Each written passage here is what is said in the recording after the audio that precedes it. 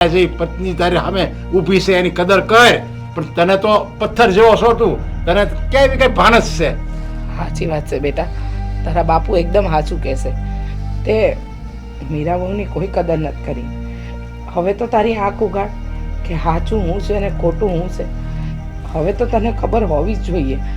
જો અમે તો મીરા વહુ સાથે ખોટું કરી જ રહ્યા છીએ અમુક બાબતમાં, પણ હા તું જે કરી રહ્યો છે ને એ તો બહુ મોટું પાપ છે બેટા, બહુ મોટું પાપ.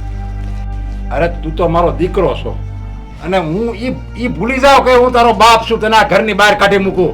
પણ મને છે ને આ મીરાની દયા આવે, ઈ બિચારી દુઃખી થાય અને મારી દીકરી દુઃખી થાય ને એ હું ન જોઈ શકું. એના હિસાબે તને આ ઘરમાં રાખ્યો છે, સમજી લેજે તું. બાપુજી, હજી કંઈ કહેવાનું બાકી રહી જતું હોય તો યાદ કરીને કહી દો.